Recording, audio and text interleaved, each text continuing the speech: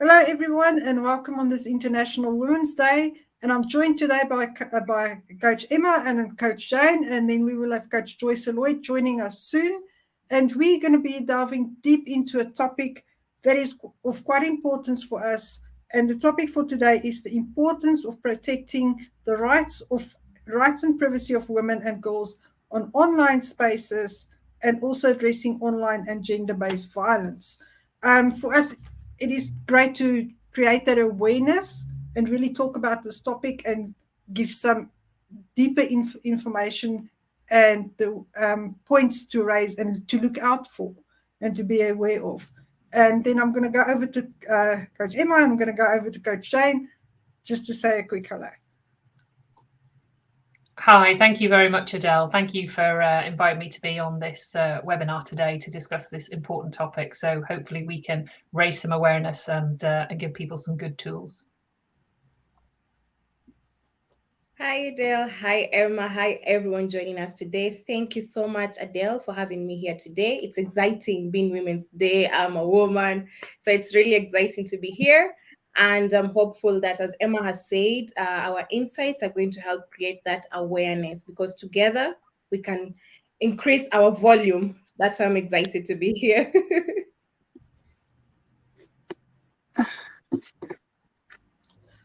Coach Joyce Lloyd, do you want to say a quick hello to everyone? Hello, everyone. Happy International Women's Day. My name is Joyce Lloyd, and I'm better known as the Dare to Glow coach, because as I've dared myself my whole life, I love daring others to become a better version of who they are professionally and individually, while they live a more meaningful life. I think that's all I would want to say about myself, but I would want to say I'm really glad to be part of the session today to talk about things that could help someone out there learn something new, or even us learning from them, or learning something from everyone out there. Otherwise, it's a pleasure. Back to you, Adele. Thank you, Coach Joyce Lloyd. I also just want to invite everyone that's joining us live to engage with us, and in the comments, ask your questions and share your thoughts as well. And I'm just going to welcome a few people. Donna is saying, hey, lovely ladies. Hi, Donna. Thanks for being here. Luchmi, thank you. She's saying hello to everyone, and also happy Women's Day. And then we've got Facebook user. If you are on Facebook, and please just give StreamYard permission to show your name if you are comfortable with that. And our Facebook week is saying, hello, lovely ladies. Happy International Women's Day to you too. And with this, I'm going to go over to Emma, that's got quite a few important points and slides that she wants to share with us. And we will do this roundtable, giving everyone a chance. Thank you, Adele. So I thought I'd start off with some statistics. And the two kind of key points I wanted to talk about were protect and prevent. How do we protect women and girls from online abuse and harassment? And that, as you'll see, inevitably spills over into offline as well. And then prevent, how do we prevent it from happening in the first place? And the short version is it's complicated. It's a big picture thing. There's a lot of related and moving parts. And you know, whilst we can't alone do anything, together and joined up, there's a lot that we can do. But it relies on a lot of people and a lot of organizations coming together and taking action. But in terms of sort of, well, what is the actual issue? Why do we talk about this? How much of an issue is it really? These are some interesting statistics on online abuse that I found from different sources. If anybody wants the sources, I have a list of all those separately where I got all these from. But effectively, it does show that there is a global problem with online abuse. That most women have experienced some kind of harassment or abuse online, that it gets earlier and earlier. You know, the very worrying statistic from the global study that generally children as young as 8, girls as young as 8 are experiencing this. There's a lot of issues in schools and young people at the moment with routine harassment. And the point about intersectionality, that actually women and girls of colour who identify as LGBTQ+, etc., disabled, those women tend to get it even worse. And the other point on that slide, which I thought was interesting, is this is another global study that looked at the common threat tactics used in order of prevalence. So the ones at the top are more likely than the ones at the bottom, but the kind of percentage for all these, which I didn't put in, ranged from kind of 60-something to 50-something. So they're all actually quite prevalent online, but actually there's massive underreporting, which means that the problem is actually worse than the statistics we have, because so many women don't report it. So this is kind of a bit of a backdrop about, well, this is what the issue is. And the thing about online abuse and harassment is that there's kind of a scale, there's a spectrum, but also it forms part of a broader spectrum, which is offline and online. And there is an inevitable connection between the two, that behaviours and attitudes offline feed into online and vice versa. And that a lot of things that happen in our offline world are very much connected and influential on things that happen online. And if you could just go to the next slide, Adele. I don't know if I can do it or you can do it. Oh, I can do it. There we go. The obviously worst case scenario at the end of the spectrum is femicide, is death. And these are some absolutely, frankly, terrifying statistics about the state of femicide today. I couldn't sort of necessarily get them for all countries and all continents, but I tried to give a global picture of what statistics I could find that were recent. The intersectionality point comes up again. And so one of the things that we have an issue with is not joining the dots and knowing that what might start as online abuse could spill over. And this is where it ends up. This is the experience of women globally, as a lot of dead women, unfortunately. And so this is kind of the backdrop, if you like, to what we're talking about here. So in terms of then my first point about protecting women, I can do the slides, I forgot. These are the daily safety measures most women take. I can't imagine any woman watching this who doesn't identify with at least one of these. These are what we do offline to protect ourselves. And online, people are then looking at similar measures. How do we protect ourselves online?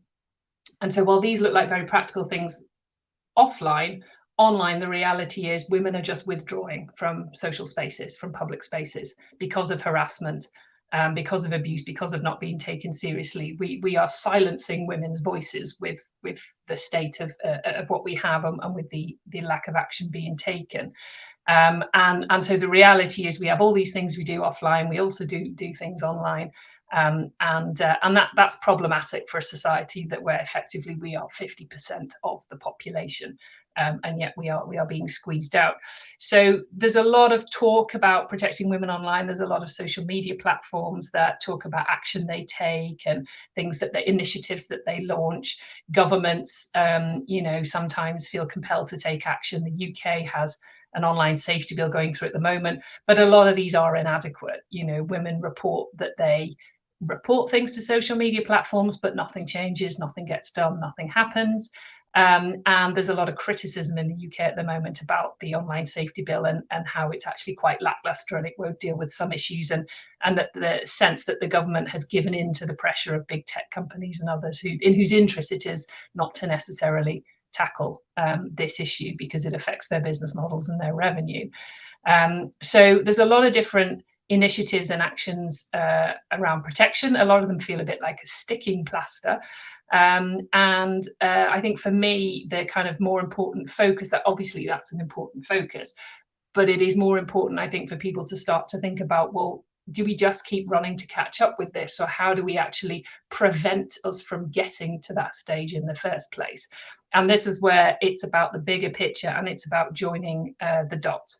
And one of the issues we have societally is a lack of representation. These are some interesting statistics, a lot of them UK or US based, to do with women, about how little women are represented in significant roles, in positions of power, even in the art world. Women only get 28% of speaking roles in films, but are by far and away significantly more likely to be asked to take their clothes off in films. And a recent statistic I discovered in UK state secondary schools, there are 46% of schools in the UK, so almost half, where there isn't a single girl doing a physics A-level.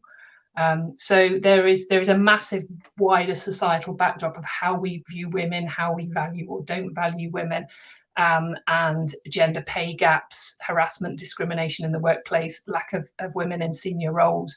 And once again, the intersectionality point, women of colour, women, LGBTQ, women who are disabled, etc., are generally in a worse position than white women on this as well. And so this is part of the problem.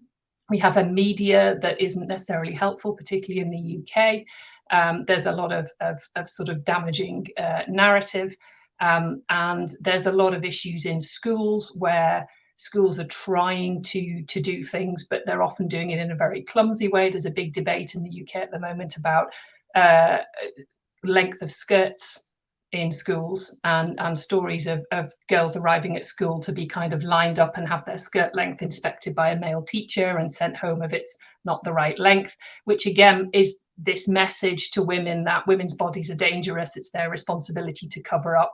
Men can't be held responsible for their actions. We've got to, protect them in some way. So that there's still a lot of very damaging messaging going on, and all these dots really are not being joined up, and this all contributes to this increase in abuse online, and then the spillover into offline. Another thing that I learned about recently that in more detail that is not talked about is the radicalization online of a lot of young men. And this is by increasingly groups with very hardline misogynistic views, but also men who are exploiting other men. There's a lot of issues with young men. Their suicide rate is routinely higher than young women. There's a lot of the body image and anxiety issues we attribute to teenage girls are actually felt by teenage boys as well. And there is a problem of these young men being exploited by some of these groups and people and effectively radicalized online. But we don't talk about it the same way we talk about terrorism and other online radicalization either. So it's just not seen as the same issue. And they're being drip-fed a very dangerous narrative, having some of those views validated by what they see in schools and society and the media and everything else, and then one thing builds up and leads to another. So I think it's a complicated picture. It's about joining the dots in a lot of ways. And a lot of people sort of think, well, this is all very depressing. What can we actually do? Generally, whatever country you're in, know what your rights are online, both for yourself and to be able to help others. Standing together, I think, as Jane said at the start, this is about a collaborative effort alone. It's hard to do very much. Be aware of the online landscape, particularly if you have kids. There's a very big generation gap between what parents think happens online and what kids experience online. They see online porn before they hit the age of 10 on average. Parents think, oh, that can't be possible, but it is. So get to know the online landscape, sign up for accounts, see where the algorithms take you in terms of what videos they show you and how quickly it escalates to extreme content. Report stuff. A lot of people think, what's the point? Doesn't get taken seriously, but at least reporting creates the statistics, which provides a better picture of the problem. Calling for change, taking action wherever you have the power to take action in the workplace. Is there a gender pay gap in your workplace? Is there harassment? Is there sort of other types of discrimination that you can challenge? Can you form a group? And changing the narrative. One of the interesting analogies is that in the UK, there's a city in Scotland called Glasgow that is a big city. It has a lot of deprivation and poverty and has been sort of abandoned on and off over the years by successive governments. And they had a massive issue with knife crime. But what they did was they decided to treat knife crime as a public health issue instead of a criminal issue. And they brought together all the different sort of bodies and authorities who might be involved. So not just the police, but the emergency services, teachers, youth workers, community groups, everybody kind of joined up, social services, to treat it as a public health issue, and knife crime dropped significantly in Glasgow. And it strikes me that the same approach to what we're talking about today could be helpful. So instead of looking at more legislation or banning people off TikTok, and then they surface somewhere else, this sort of sticking plaster approach trying to criminalize behavior, what if we all looked at it as a public health issue, and we joined the dots and we got the different agencies and organizations together, and by treating it as a public health issue, because of, in particular, the impact on mental health of young men and girls that all this causes, then perhaps we might make some more progress. And so that's an interesting discussion to start having. And a lot of men say, well, what can I do? How can I be an ally? The easiest way is don't be silent. Stand up, challenge behavior, challenge attitudes you see. And then I put a couple of links on there for online support, a couple of good charities that provide some good online support. So that's kind of what I wanted to say. I wanted to try and give a big picture view to look at the issues, but it is a massive, massive topic, and too much really for us to cover in one session, but hopefully gives a bit of an overview flavour of certainly my position on it. Emma, thank you so much for sharing those statistics and points. I'm going to give it over to Coach Jane now to share what she's brought to the table, and then later on we can incorporate everything that's been shared in a bit of discussion. For those that's watching us either in the replay or live now, please share your questions, your thoughts, so we can bring it into this discussion. Coach Jane? Yeah. Thank you so much, Emma. You've done a brilliant job giving us the statistics. You know, when you're going through that, I was saying, okay, you've ticked one point I wanted to say, and no, thank you for that. So I wanted to talk about communication. How can we protect girls and women in the online platform, and not just online, but also in the offline platform? We all know what communication is. And I feel like in the modern generation, our communication is being misunderstood, or how we are conveying that information, especially to the young ones, is not sending the message that you want to send. You tell your child, don't go to YouTube, but you don't tell them why. This child is going to get curious and want to see, why are you telling me not to go to YouTube? So these spaces, because the digital space is there, it's not going anywhere. And us telling our children, like, don't do that, it's just a trigger for them to go in there.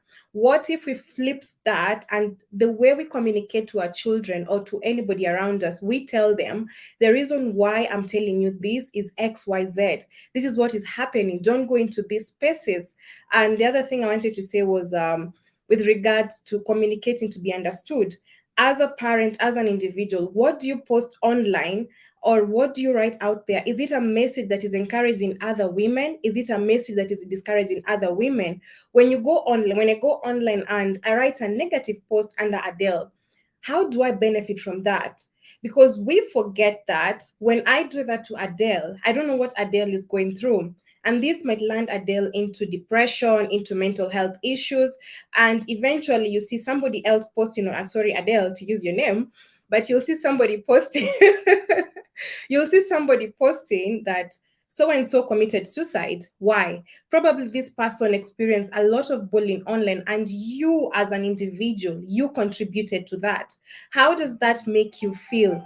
How does that make you feel as a person? Are you happy when you hear you bullied someone online and they committed suicide? So when we are in those social platforms, when we are online, how about we become so careful with what we post out there? And that way we are able to protect other women, we are able to protect other people online. Emma has also mentioned that there are men who are getting bullied online. So when we are in these social platforms, what message are we sending? How is it going to affect that person? It doesn't hurt to write something positive about Coach Joy, about Emma, about Adele. It doesn't harm to do that. And at the end of the day, we are happy. It doesn't affect us. It doesn't go circle back. And remember that this young generation is growing. They're coming up so fast. I have a 9-year-old niece, and she can operate the phone better than I can. So she can move online very fast. So when she goes online and she sees this hate speech going on around there, what message is being sent to her? what is she capturing from there? And this generation right now, they're very sharp. They remember things so easily. Sometimes she says something, I'm like, where did you get that? I saw it on YouTube. I saw it on Facebook. I don't know, I saw it where? How did you even get there? Well, it's normal. It's the digital world. You're able, there's a user manual, you can do all this. So what I want to say is, while we are communicating, especially in the digital platform, in the online platform, how about we become mindful of what we are putting out there? Is it a message that is building or breaking other people? And then the other thing I wanted to share was about choosing the space we want to be in. While it is beyond our control what Adele is going to do online, what Emma is going to do, what Coach Joy is going to do, it is within my control to choose the space I want to be. The other day I was talking to someone, I was talking about YouTube and Facebook, and it was like, I'm not in Facebook. And then I'm like, why? Well, I just decided that I don't want that space. It's toxic for me. I don't want that space. So he chose not to be in that space. He could not control what other people are doing. He could not control what messages are going out there, but he chose to choose his mental peace. He chose to choose his peace of mind and get off Facebook. So while we can't control what other people are doing, we can choose the space for us to be. The friends you're going to hang around with, what message do they constantly give us? Is it negative or positive talk? Where do we normally hang? And I like this statement that says, show me your friends and I'll know more about you. So where do you hang? Is it a space that is building you? Is it a space that is breaking you? What is the point of hanging out with Adele and Adele is constantly, sending hate speech all the time? It becomes toxic for you as a person. And with time, it starts affecting you. One way or another, it will start affecting you. So me choosing not to be friends with Adele is a space I'm choosing, not because I have anything against Adele, but because I'm choosing my space. I'm choosing the type of people I want to be associated with. And it's not selfish. It's not selfish for me to love myself. No, it is very, very positive. And last weekend, I was doing a Women's Day event, and I asked the ladies to take out the phone and say something positive about yourself. And they told me 1 minute is too long. But when I tell you to tell me something positive about Emma, about Adele, you'll tell me a book, because we have chosen to accept validation instead of validating ourselves first, loving ourselves first, looking after ourselves first. And that ties up with you choosing the space that you want to be. That will be all for now, Adele. Thank you so much for sharing that. And I like how you come. It actually starts with us, whether it is the action that you take or whether it is being mindful of what you put on social media. And for me, it's like Luchmi has shared here what she thinks, and she said, I think it's all about our responsibility and educating people. And I think that's why we found this topic for today is so important, is to start that awareness and that education for people, and that it actually starts with us. So it's for me, that's a crucial point that you shared there. Coach Joy Shaloi, what are you going to share with us? All right. You know what? I've been listening to the ladies, and it's like all my points have been put out there. But yeah, to just explain a bit more on, and there's a point that both of you have shared, Emma and Coach Jay, about communication. For me, I feel everything, just like Adela has said, everything starts with you. And there, my point is going to be modeling, or what you give is what you get. As a woman, if you're out there, for example, I'm an educator, and being an educator in a country that has different rules from my own country, like I'm in the United Arab Emirates, and the rules here are completely different from how things are done in Uganda. So in UAE, a 6-year-old will come and tell you, hey, miss, you're pregnant. Yes, miss, you're pregnant, you have baby. In Uganda, no 6-year-old is going to come and tell you that. What am I trying to say is, when you look at how civilized and things are done in some countries, children, or even like while they are growing, they are more outspoken on things. They see something because that is how it is, maybe at home, they are going to just say it the way it is. Well, for us back home in Uganda, you are raised to try and be a bit conservative with what you say. You be careful with the words you use. So here I learned one thing, and I'm glad the topic for today was aligning with the things that I've learned over time while living in UAE, that you realize that most cases, if you're open with children or if you're open with people around you, they are going to be open with you. So one thing I liked about what Jay said about the communication on social media is you're going to attack someone else thinking that it's going to make you feel good, but at the end of the day, it may ruin your reputation because people are following you. You have people who love what you post, but at the end of the day, when you attack other people, I don't think that's impressive. So what do you put out there beyond social media? How do you live life out here, the real life? Because there is real life and then there's social media, because you find a lot of cover up, because sometimes we get scared. Personally, I'll be honest, I'm a confident coach, yes, but I get scared on what I put out there because people judge you. You know, people judge you for not even knowing why you posted what you posted. But what do I do? Do I run away from social media? No. I try to give social media only what I want them to see. Because when you give it all out there, people may miscommunicate or misinterpret you, yet you're trying to put something else. So the best thing to do is, while you're out there on social media, be as kind as who you are. If you're kind, be kind. Because when someone meets you, they're going to meet the kind Joyce Loy who is kind on social media. But if you're unkind to people on social media, they're definitely going to meet someone who is unkind.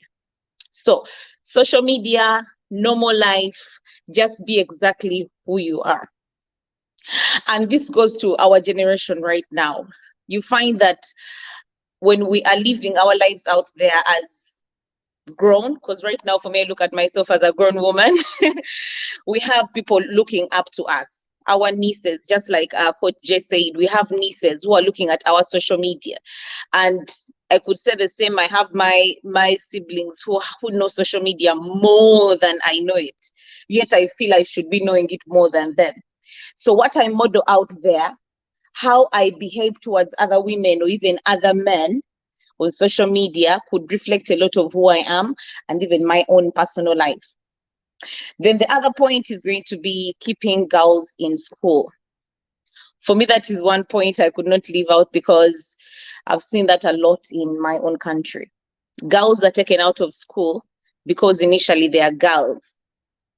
They are denied school, they are taken out early because of the early marriages that happen a lot, or because, you know what, you've started growing, you know, we feel you're starting to grow, the height, all these other body changes. The family starts believing that you are now ready for marriage. And sometimes it's just maybe a 11 or 12-year-old. So most cases, if we come together through campaigns, and that goes back to modeling, and you actually show that education, a girl child educated can actually do things even a boy educated can do, even beyond. If we start showing some of these things, it would be much easier for those who have the belief that girls cannot be in school, change their mindset. So at the end of the day, what we put out there, the small campaigns, it's like Adele said, it starts with you as a person. It could be talking to friends, it could be talking to, it could even just be you putting a girl in school because you can financially do it. You're like, you know what, I know this girl, she's very smart. They put her out of school and I can actually finance that child. And you do it. Before you know it, you're building a community of other people helping to put girls in school. So everything starts with us. I think for me, that would even be the main point today. Everything starts with you. What you put there out there could actually be of help to other people who are maybe ignorant or don't even know what it means for a girl child to be protected. Back to you, Adele. Thank you, Coach Joyce Loy. And I think it all comes back to, again, education. And it's the points that we've had the thread right through this discussion that we've had and this webinar is education, and it starts with you. And join those campaigns and be careful of what you set out there. I'm going to dive a little bit into tips for staying safe online. And it's things that we often miss. I shared with Emma earlier a story that I see on YouTube is an older gentleman that goes to the parents of these young girls and he says to them, he wants to do like a social experiment and he wants to contact the girl and he sets up a fake profile. And then this girl starts talking to him and interacting. At the end, he lures her to his house. And then when he gets to the house, the parents are actually waiting for her inside. And most of the parents said, she won't go, she won't go, she won't come, she won't come. And 9 out of 10 times, those kids actually did go to that meeting place. And I think that for him, whether he calls it a social experiment, is also education. And it's education for the girls and for their parents. So it's how to stay safe online and really talking to your kids. But even for us as adults that's active in various groups, and you might have mutual friends in common, and you think, oh, I can accept because I trust these friends of mine. But it could be a fake profile that actually slid into those groups. How are you safeguarding? How aware are you of those? Or are you just accepting everyone as a friend? And then you get all these DMs coming through to you that's either explicit videos or messages that's being sent to you. What tips do you have? For me, the first thing I do is when I get these, because I'm active in a lot of public groups as well, is I will go and do a Google reverse image search of that person. And most of the time you can see it's the scammer because there's many accounts for that person with different names. Then you know it's not a safeguard. Is how do you stay safe online with things that comes into your DMs, and how do we educate people of how they can be aware of these things? What I've found personally is on Instagram, I will get DMs and the person will be either in the military or they will be in the oil business or they'll be a doctor, and they normally divorced. And when I get that, first thing is reverse image search. I see all those things, all their profiles, and then I just go block and report. Because for me, the reporting part of that is very important, because they are going to attack you in that way.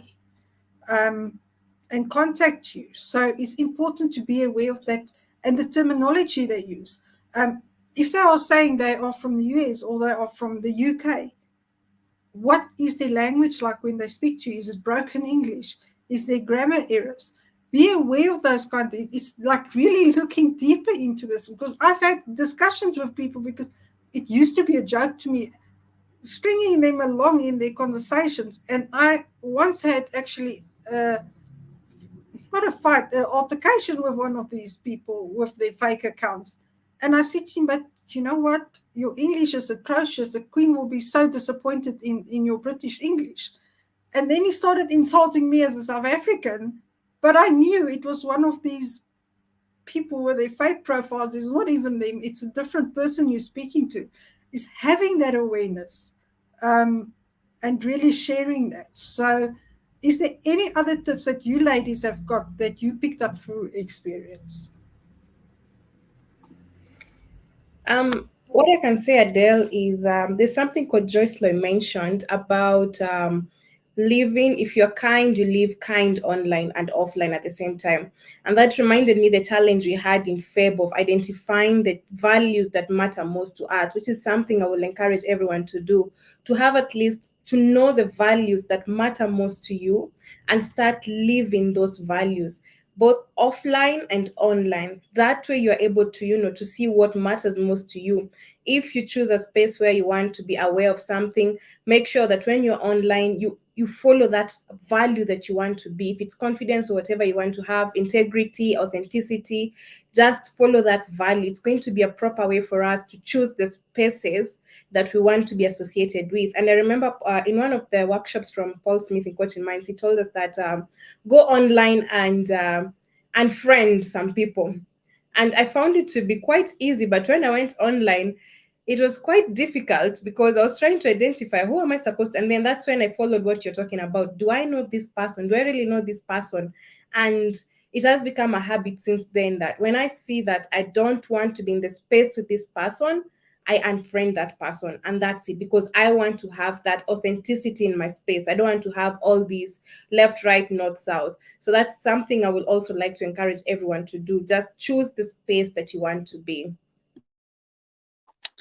So I think for me, adding on what you said, Coach Jay, is I think over the years when I just joined social media, to be honest, I used to love having a lot of followers. I used to have this mindset, oh, having 2,000 followers means that I'm known. It means that I'm seen.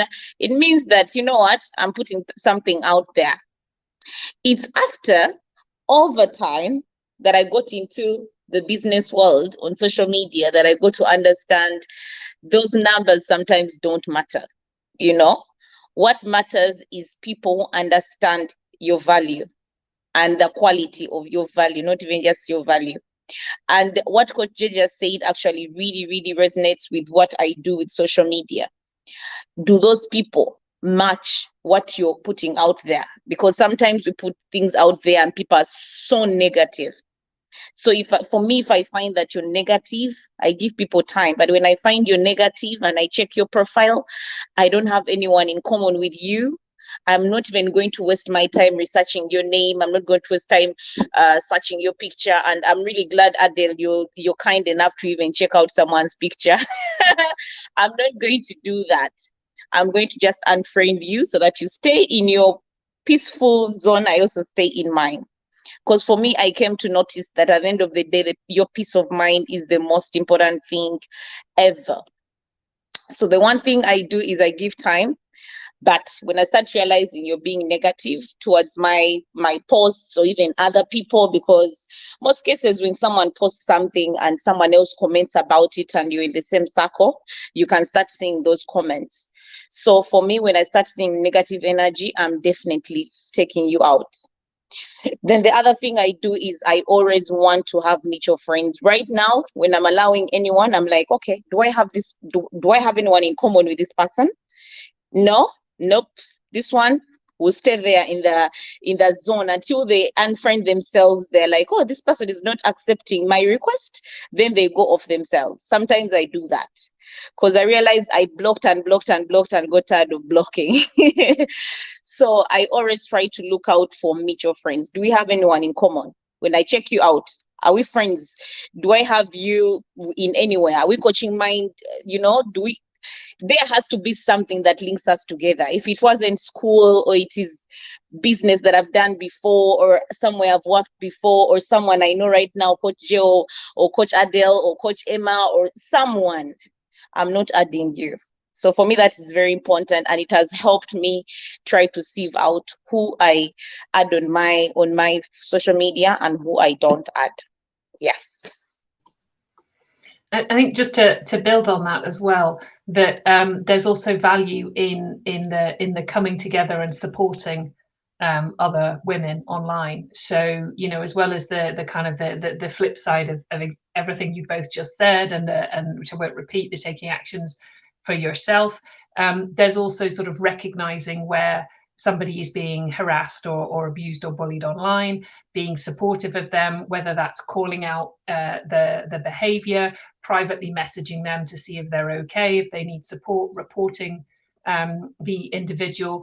There was a sort of a bit of a spate of a trend last year on LinkedIn, which is the only social media I'm on. I opt out of all other social media because I have absolutely no interest in being in those toxic spaces. So there was a trend last year where women who would see very openly bullying or misogynistic comments and behavior online would basically screenshot the comment, look up the person and send the screenshot to the HR department of that man's company. And I do believe, there were a few consequences for that. Men who were maybe disciplined, maybe, I don't know if anybody lost their job, but that kind of direct action to kind of say, I'm not standing for this. This is unacceptable. The platforms are not pulling their weight as they should be. We can't rely on the tech platforms to kind of do a proper job. So women started getting creative to support each other. And to do that reporting. And Joyce Loy's point about girls being taken out of school, the global picture I started with is why I started with it, because how women are seen and valued or not valued around the world, it differs by country, but it is all part of the problem. If girls are not valued, and then they're denied an education, and then you have all those knock-on effects. And so the kind of the systems are rigged against us to a certain extent. We talk about institutional racism, but institutional misogyny and sexism is also a thing. And that bias perpetuates everywhere. And that's very hard to change, those big, powerful structures. But if we all do our bit, if we are all that kind, as you said, and start from that mindful point and look to identify and be aware of that behavior, to support each other, call it out, take action where we can, a lot of little actions leads to a lot of hopefully bigger change. And being aware of it, being conscious of how you're presenting yourself, the language you're using, and sort of calling it out in others, supporting others, that hopefully helps as well change that narrative, address that bias. And Jane's point about children, if you've got children, then having those conversations early, little and often, very open, non-judgmental. You drive past a billboard that has a man in a suit with a woman in a bikini, when they get to a certain age, comment on it. Isn't that strange? Why does she have to take her clothes off? That doesn't seem right, does it? Have those conversations. And that way, when there is an issue on social media, and inevitably there'll be something that they're accessing that you have no idea they're accessing and you don't think they know anything about, it won't lead to a kind of a confrontation. It won't lead to you thinking, I don't know how to handle this. And you don't want to have a big, heavy conversation with a teenager or a child all at once, but bringing in that kind of that openness, that conversation, little and often, making them aware they can trust you. You can come to them. I think one of you said, be open with children and they will be open with you. Know that they can come to you and trust you with these things. You want to be the person they come and ask about the weird stuff they've seen on TikTok. You don't want them getting their information from the playground. So I think there's a lot of all these little things that hopefully the cumulative effect of which has a much bigger impact.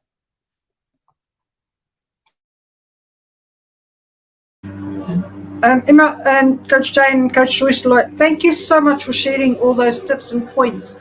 And I think it furthers the education for us. And really, Emma, I like the point that you say women must support women. When these things pop up, I've done that before, also taken screenshots of the person and saying, look, we are mutual friends. Let's just be aware of this person. He is not legit or she's not legit, because you do get it from females as well. And just rather report that account, because the more that account is being reported, the easier it is going to be seen by these big tech companies and action will be taken.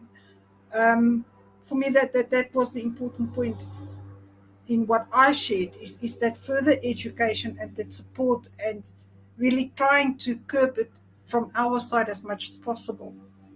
But I want to thank you, ladies, for really all your knowledge. Emma, for the statistics that you brought in, the communication that you brought in, Coach Jane, that is so important, and Coach Joyce Loy, bringing in from a young age and just really giving us that broader idea and really taking it not from online but also to offline that has been shared today. And I want to really thank you for participating today and sharing your wisdom and your knowledge.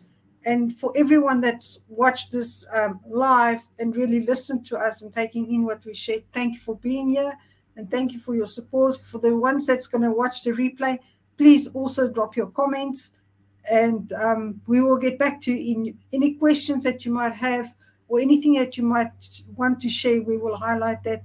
And I just want to thank everyone for being here today. And then we are looking forward to seeing you soon in our following webinars that will be coming. Thank you. Thank you, Adele. Thank you, Adele. Thank you. Thank you, ladies. Happy Women's Day. Happy International Women's Day. International Women's Day.